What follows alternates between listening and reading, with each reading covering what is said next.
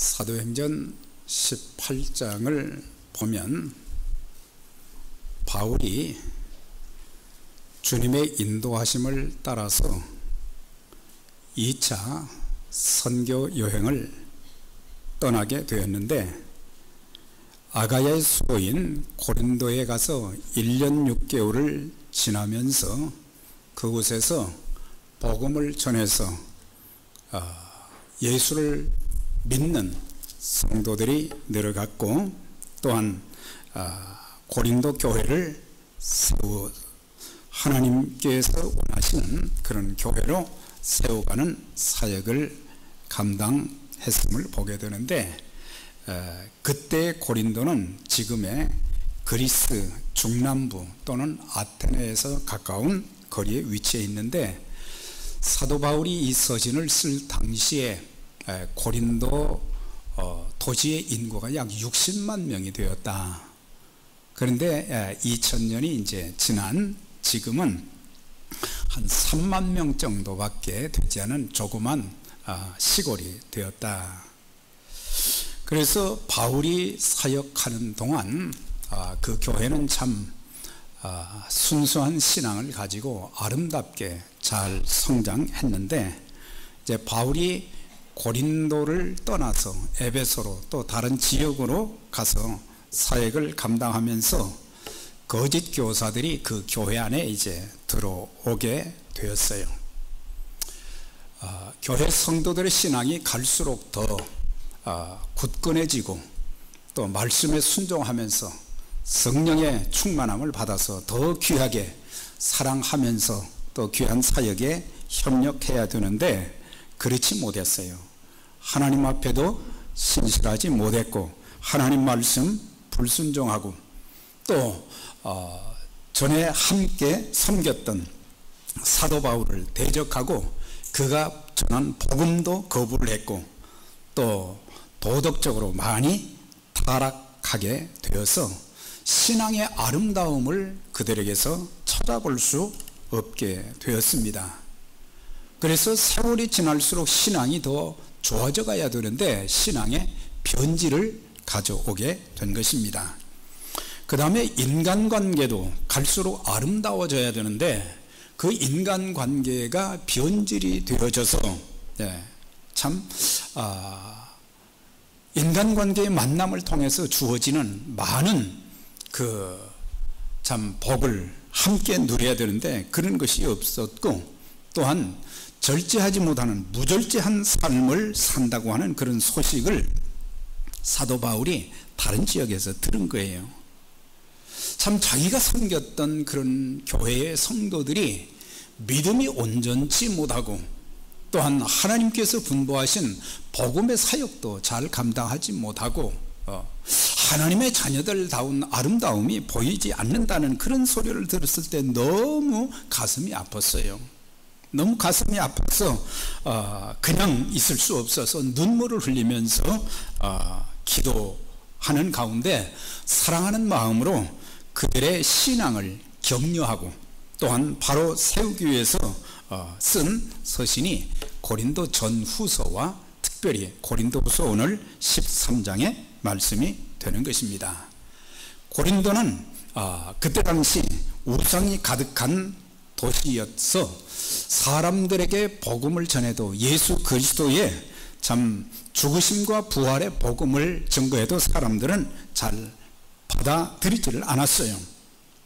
참 바울이 굉장히 힘들게 사역할 때에 그때 당시 로마에서 브리스길라와 아굴라 이 부부가 와가지고 바울의 전한 복음을 듣고는 그들이 변화가 되어가지고 그때부터 바울의 그 사역을 전적으로 이 부부가 협력하고, 또 고린도뿐만 아니라 다른 지역에 가서도 이 아굴라와 브리스길라 이 집사가 아주 충성도의 동력자로 사역하게 되었고, 또 바울의 동력자인 실라와 디모데가 와서 함께 고린도 교회를 세워 나갔던 것을 볼 수 있어요. 한 사람이 예수 그리스도를 영접한 이후에 평생 믿음을 지키며 좋은 일꾼으로 쓰임받는다는 것은 참 쉬운 일이 아니에요. 사람들 보면 믿음이 그냥 올라갔다 내려갔다 올라갔다 내려갔다 그러잖아요. 네. 세상으로 나갔다가 또 힘들면 또 돌아오고 이러는데, 저와 여러분들이 예수 그리스도를 영접한 이후에 우리가 우리의 생명이 다하는 그 순간, 주님 앞에 서는 날까지 우리의 믿음과 헌신이 변하지 않기를 주의 이름으로 축원합니다. 네. 사실 주변을 돌아보면 얼마나 많은 그리스도인들이 믿음이 변질되어 세상 사람들처럼 살아가고 있습니까? 또 반대로 하나님의 일을 이루어 드리기 위해서 참 무진 고난을 무릅쓰고 하나님의 교회를 겸손하게 충성되이 섬기는 귀한 동역자들도 참 얼마나 많습니까? 올열에 참석한 여러분들은 어떠십니까? 어떤 경우에는 사람들 보면은 예수를 믿는 믿음이 있는 것 같기는 한데 변화도 없고, 변화도 없고, 세상 사람들처럼 살아가고 있는 그런 모습을 보게 되는데, 오늘 사도 바울은 고린도 교회에 편지를 보내면서 세 가지 내용을 핵심적으로 이제 편지에 기록을 했어요. 첫 번째가 경고하는 내용, 그 다음에 두 번째는 권면하는 내용, 세 번째는 축복하는 내용으로 이 13장 전체에 기록되어 있는 것을 볼 수 있어요. 그래서 첫 번째는 사랑하는 마음으로 경고한 바울을 볼 수 있는데, 2절에 전에 죄 지은 자들과 그 남은 모든 사람에게 말하노니 내가 다시 가면 용서하지 아니하리라. 네. 어떻게 보면 바울이 고린도 교회 성도들에게 막 협박하는 그런 말을 하는 것 같지만 그게 아니에요. 네. 그들의 죄가 무엇인지를 그들은 깨닫지를 못하고, 하나님 앞에서 예배를 드리고 하나님 말씀을 들으면 성령님을 통해서 그들의 심령에 죄가 깨달아져야 되고, 그 죄를 마음속에 숨겨 놓기만 하는 것이 아니라, 가둬놓기만 하는 것이 아니라 그 죄를 회개하고 하나님 앞에 깨끗함을 받아서 하나님 앞에 서기에 부족함이 없는 사람들이 되어져야 되는데, 그런 모습이 안 보였어요. 처음에는 사람이 신앙 양심이 살아있으면은 내가 잘못했을 때 성령께서 생각나게 해 주시거든요. 그런데 회개하면 깨끗해지는데, 회개하지 않기 때문에 나중에 계속해서 이제 하나님 보시기에 바로 서지 못해도 내가 잘못한 것이 없다는 그런 생각을 가지게 되면서 그때부터 신앙이 무뎌지기 시작하는 거예요. 여러분들 신앙이 영적으로 무뎌지지 않고 영적으로 민감한 신앙생활하는 저와 여러분들이 되시기를 바랍니다. 그래서 하나님과도 바른 관계를 가져야 되고, 또 인격과 삶이 달라져야 되잖아요. 우리가 예수님을 모셨잖아요. 예수님의 그 인격, 또한 예수님을 믿을 때 성령님이 우리 안에 들어와 계시기 때문에 성령의 열매가 우리의 마음과 우리의 삶에 맺혀져야 되잖아요. 그래서 성령의 열매들이 맺혀진 그런 모습으로 자꾸 바꾸어져 가야 되는데, 인격과 삶이 달라지지 않는 것, 하나님의 일에도 귀하게 참 쓰임을 받지 못하는 것을 보게 될 때에 그들이 하나님과의 바른 관계도 갖고 인격의 변화와 삶의 변화도 있어지고, 또 하나님의 거룩한 사역에 귀하게 쓰임받기를 원해서 그들에게 경고를 하는 거예요. 만약에 우리의 자녀들이 잘못된 길을 가고 있다고 하면은 그냥 지켜보고만 있는 부모는 한 사람도 없을 것입니다. 그 아들에게 권면도 하고, 또 때로는 책망도 하고, 그래서 그 자녀가 잘못된 길에서 돌아서서 바른 인생, 예수 믿는 자답게 살아가는 그런 자녀가 되도록 권면하는 것이, 또 그 자녀를 축복하는 것이 부모의 마음인데, 바울은 부모의 마음으로 그렇게 한 것을 볼 수 있어요. 특별히 이 고린도 교회는 다른 교회들에 비해서 참 부족한 부분들이 굉장히 많이 있었어요. 그 중에 한 세 가지를 예를 들면은 영적인 분별력이 없었다고 하는 사실이에요. 그러니까 거짓 교사들이 와서 잘못된 복음을 전할 때에 바울이 전해준 그 복음, 바울이 가르친 순수한 복음의 메시지를 그들은 거부를 하고 잘못된 복음을 받아들여서 그들의 신앙과 삶이 잘못되어진 것을 볼 수가 있어요. 그래서 거짓 교사들을 용납하고 또 그들의 가르침도 여과 없이 그냥 그대로 받아들였고 또 진리의 복음과 말씀을 전해준 바울을 배척했던 것을 볼 수 있습니다. 오늘 우리에게도 우리가 신앙생활 한다면 적어도 영적인 분별력을 가지고 있어야 됩니다. 진리인지 비진리인지, 어떤 것이 옳고 그른지, 선한 것인지 악한 것인지, 하늘의 것인지 땅의 것인지, 참 사도인지 거짓 사도인지 적어도 영적인 분별력을 가져야 내 믿음도 지키고 교회도 잘 보호할 수 있고 또 하나님 사역도 더 담대하게 해나갈 수 있게 되는 것입니다. 또 한 가지는 고린도 교회 성도들 보면은 덕이 없었어요. 너희가 믿음의 덕의 지식의 절제를 쭉 보면 믿음을 가진 사람들은 인간관계에서 덕을 좀 이렇게 가져서 덕을 베풀면서 함께 연합해서 하나님의 일을 해야 되는데 그들은 참 그리스도의 아름다운 마음을 본받지도 못하고 또 그리스도의 아름다운 덕을 본받지를 못했어요. 그래서 어떤 사람들은 보면은 이 송곳 같은 사람들이 있어요. 날마다 찌르기만 하는 사람들이 있어요. 덕을 가진 사람들은 끌어안는 사람들입니다.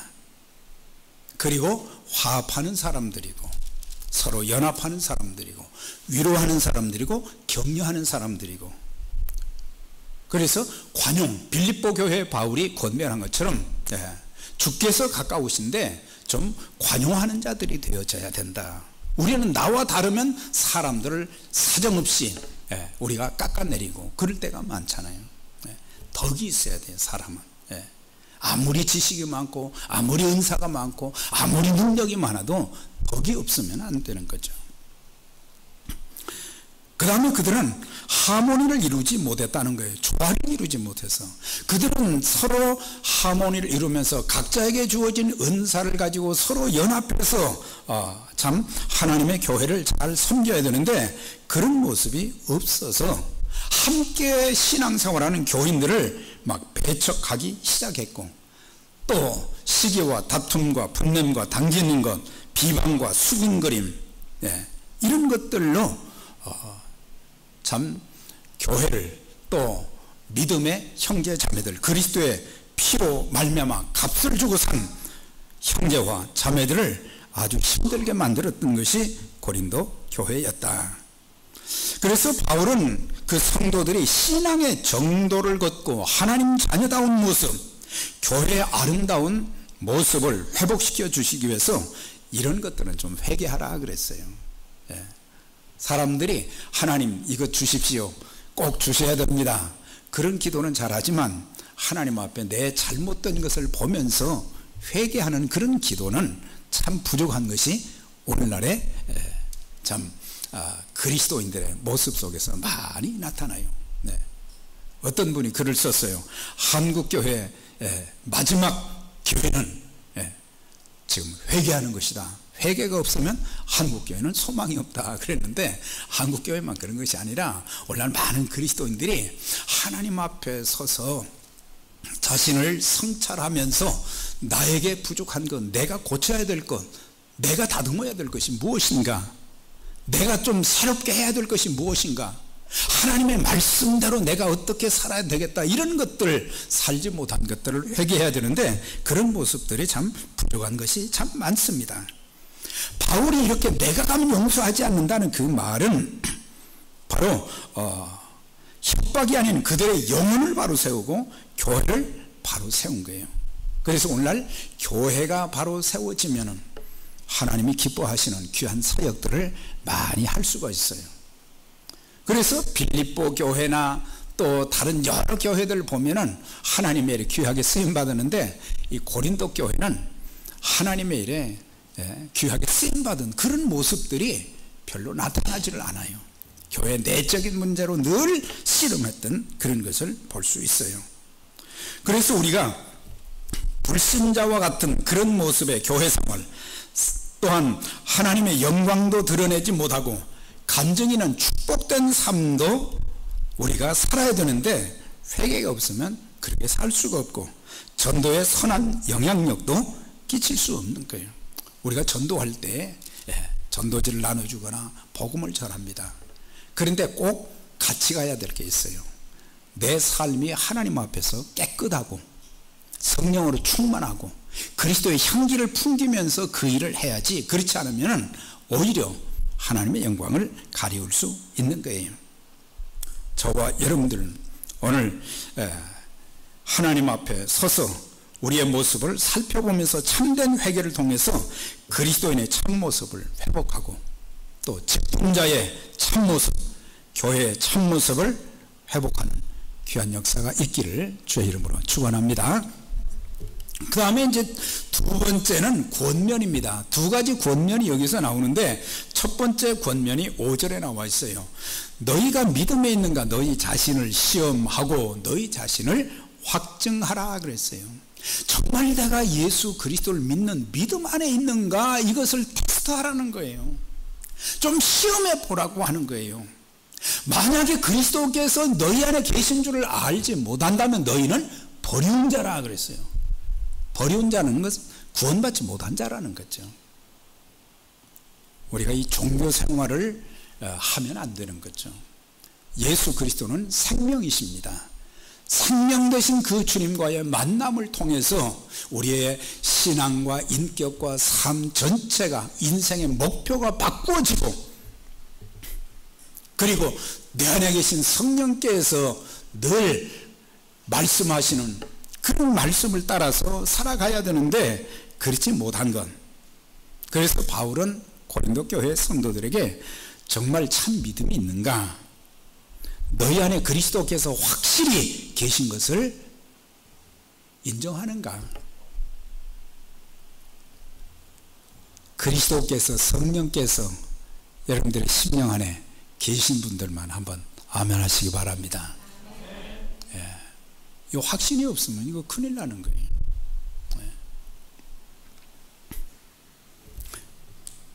만약 그들에게 참 믿음이 있으면 그리스도가 그들 안에 계시지만, 반대로 믿음이 없으면 그들에게는 하나님, 예수님, 성령님, 영생, 천국도 없기 때문에 이걸 점검하라고 한 거예요. 우리가 어떤 것을 점검해야 되겠습니까? 내 죄를 회개하고 예수님을 개인의 구주와 주님으로 영접하셨는가? 영접하는 자, 곧 그 이름을 믿는 자들에게는 하나님의 자녀가 되는 권세를 주셨다고 했습니다.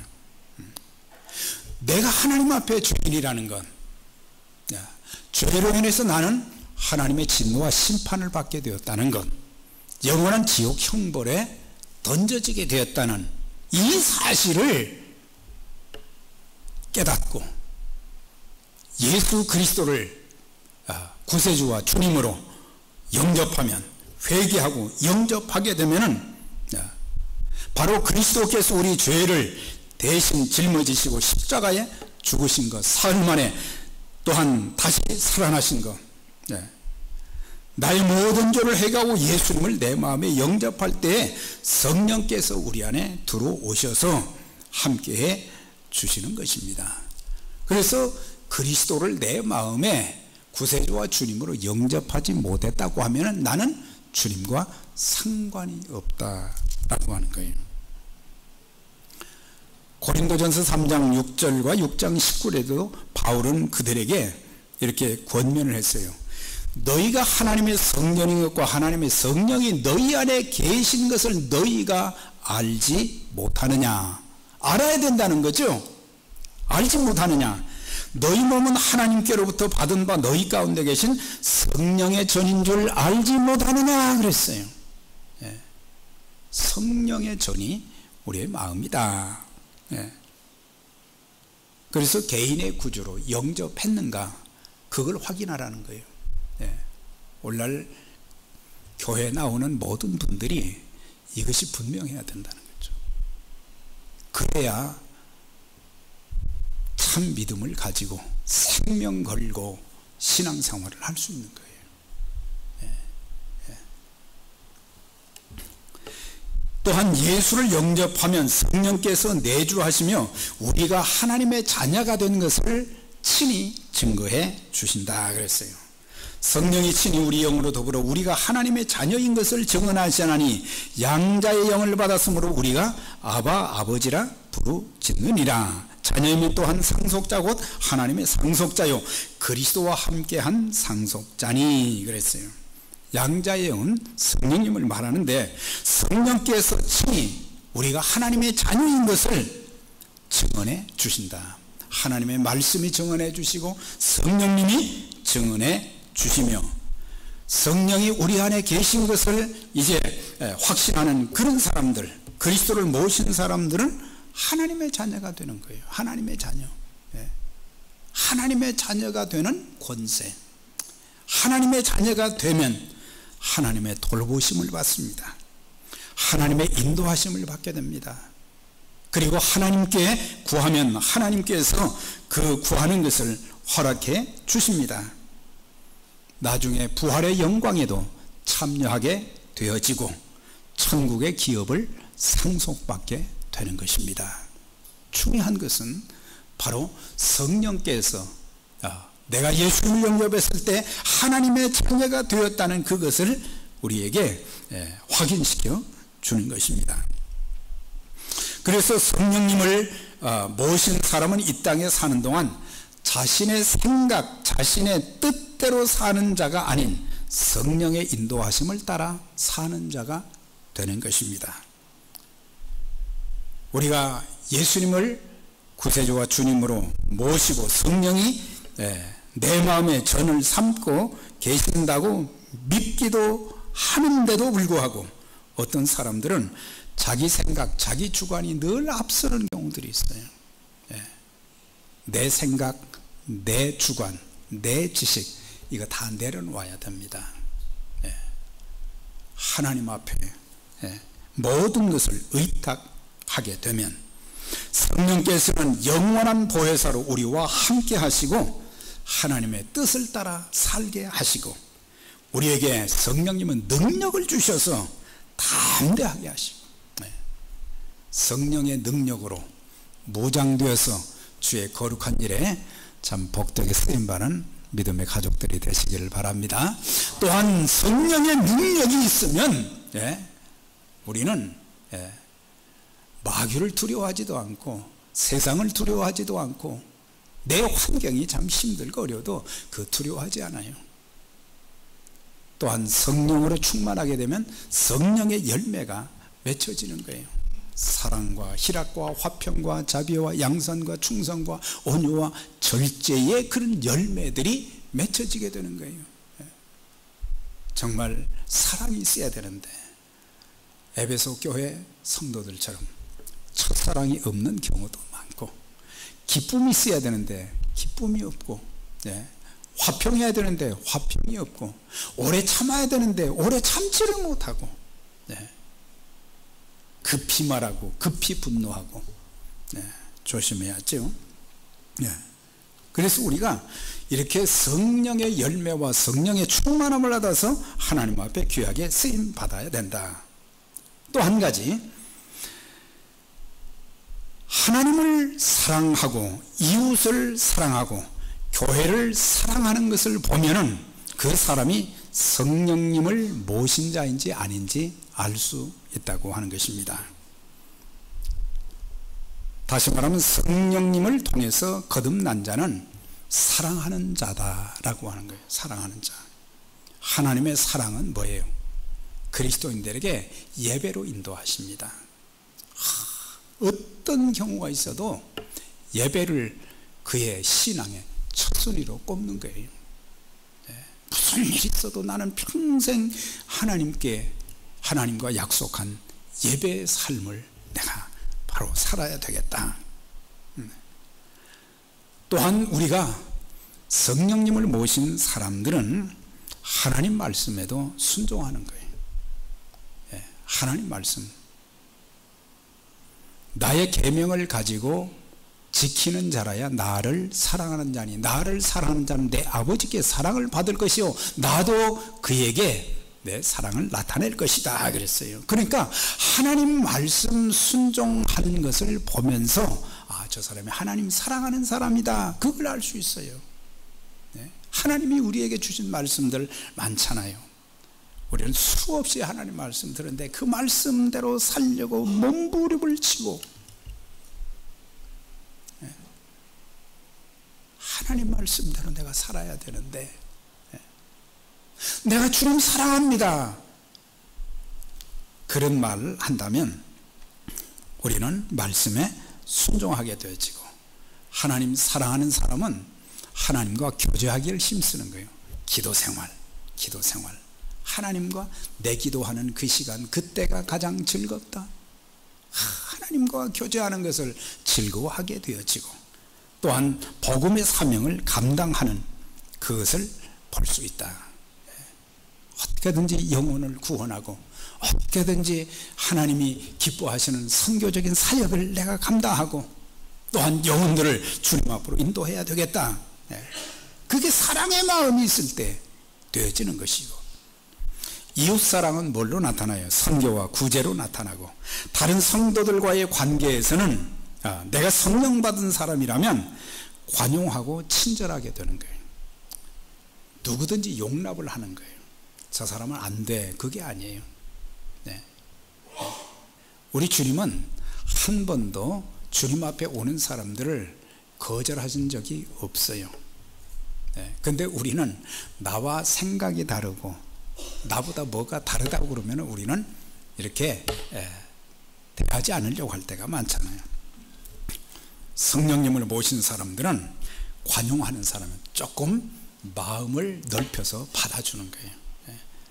우리가 마음이 너무 좁을 때가 많잖아요. 사도 바울이 고린도 교회 성도들에게 나도 너희를 향해서 마음을 넓혔으니 너희도 나에 대해서 마음을 좀 넓혀서 서로 좀 받아주어라 이거예요. 그런데 고린도 교회 성도들은 안 받아줬잖아요. 나중에는 회개했습니다만은 그 다음에 친절로 나타나고, 성령을 모신 사람들은 위로의 영, 성령은 보혜사시잖아요. 위로자, 돕는 자, 또 변호자, 상담자, 그런 뜻을 가지고 있잖아요. 성령님을 모신 사람들은 친절하고 사람들을 칭찬을 잘하는 거예요. 그렇지 않은 사람들은, 마귀는 뭐예요? 고소를 자꾸 하잖아요. 잘못된 것을 자꾸 끄집어내잖아요. 그런데 성령님은 감싸주고 또한 친절하게 행하고, 또한 교회를 사랑하게 됩니다. 교회를 내 몸처럼 여기고 교회를 비하하지 않고 은사와 물질, 직분으로 성심껏 섬기는 사람들이 바로 성령님을 모신 사람들이다. 그 다음에 또 한 가지는 7절에 보면은 악을 행하지 않고 선을 행해야 된다. 우리가 하나님께서 너희로 악을 조금도 행하지 않게 하시기를 구하노니 그랬어요. 그들은 믿음에 대한 확신도 없었고 세상 사람들처럼 살았을 뿐만 아니라 선을 행하는 모습이 안 보였다 그랬어요. 믿음과 행함이 일치가 되어져야 되는데 이 일치가 안 된 거예요. 행함이 없는 믿음은 곧 죽은 믿음이다. 그건 믿음도 아니다 그랬거든요.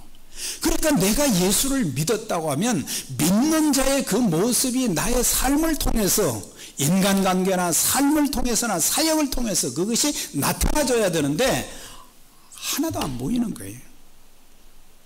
그래서 그것을 위해서 바울이 그들을 위해서 기도했다고 하는 것입니다. 우리가 선행으로 구원받는 것은 아니죠. 믿음으로 하나님의 선물 통해서 우리가 구원받지만은, 그러나 선한 일, 곧 주님께서 명하시는 일을 잘 행하게 되면은 언젠가 하나님 앞에 섰을 때에 우리가 행한 일에 따라서 갚아주시는 그런 날이 오기 때문에, 사람이 무엇으로 심든지 그대로 거두리라. 자기 육체를 위하여 심는 자는 육체로부터 썩어진 것을 거두고 성령을 위하여 심는 자는 영생을 거두리라. 우리가 선을 행하되 낙심하지 말지니 포기하지 않으면 때가 이름에 거두리라 그랬어요. 그러니까 여기에서 보면은 뭐예요? 심은 대로 거두게 된다. 우리가 무엇을 지금 심고 있는가? 이 땅에서의 우리의 삶은 계속해서 심는 삶입니다. 나중에 우리 주님께서 그 모든 것을 보시고 행한 대로 갚아주시는데, 계시록 22장 끝부분에 보면 보라 내가 속히 오리니 내가 줄 상이 내게 있어 각 사람에게 그의 행한 대로 갚아줄 것이다. 이 말씀 주님께서 친히 하신 말씀이에요. 이 말씀을 확실히 믿는다고 하면은, 내가 주님 앞에 섰을 때 주님께서 나에게 뭐라고 하실까? 적어도 그 정도는 좀 생각해야 된다는 거죠. 그 다음에 두 번째 권면이 11절에 나와 있어요. 형제들아 기뻐하라. 온전하게 되며 위로를 받으며 마음을 같이하며 평안할지어다. 또 사랑과 평강의 하나님이 너희와 함께 계시리라. 이 바울의 그 서신, 특별히 고린도 교회에 보내는 서신을 보면은 회개를 강조를 했어요. 그러니까는 경고하는 거죠. 회개하지 아니하면 안 된다는 것을 강조했고, 두 번째는 권면했어요. 권면하되 자기는 사도니까, 자기는 신앙생활을 잘하니까 그게 아니라 하나님 앞에 서야 될 것을 생각하면서 그들에게 권면을 한 거예요. 권면. 우리가 권면을 잘 받아들이면 우리의 삶에 지혜가 생기는 거예요. 권면. 기뻐하라 그랬죠? 고린도 교회 성도들에게 기쁨이 없었어요. 기쁨이 없었어요. 저 교회가 괜찮은 교회인지 아닌지는 불신자들에게 어떤 모습으로 보여지냐? 성도들이 예배 드리고 나왔을 때 정말 기쁨으로 충만한가? 말씀의 불순종, 사랑의 부재, 화합의 부재, 주의 일에 헌신이 없으면 기쁨이 없어요. 기쁨 대신에 원망, 불평, 시기, 다툼, 분쟁, 분열, 슬픔에 자초만 무성하게 자라나는 거예요. 주님께서 주신 이 기쁨, 온전케 되라는 것은 완전하게 된다는 의미가 아니라 잘못된 길에서 빠져나와서 올바른 길로 걸어가라고 하는 거예요. 잘못된 신앙에서 빠져나오라고 하는 거죠. 비진리에서 빠져나오라는 것이죠. 위로를 받으라 그랬어요. 성도들끼리 서로 사랑하게 되면 서로 위로하게 되고 격려하게 되는 거예요. 우리가 한 주 동안 살면서 얼마나 사람들에게 위로하는 말을 했는가. 지치고 넘어지는 사람들에게, 낙심한 사람들에게 우리가 한마디라도 격려하고 지냈는가.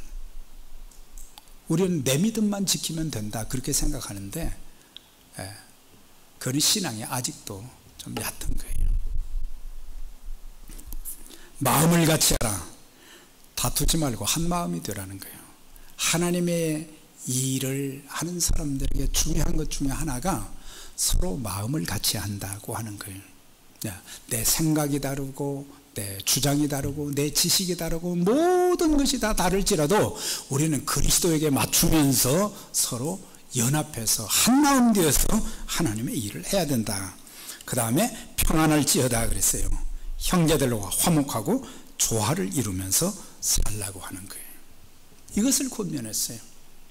그러면서 마지막으로 세 번째 축복한 것이 오늘 보통 축도의 내용이죠. 이게 뭡니까?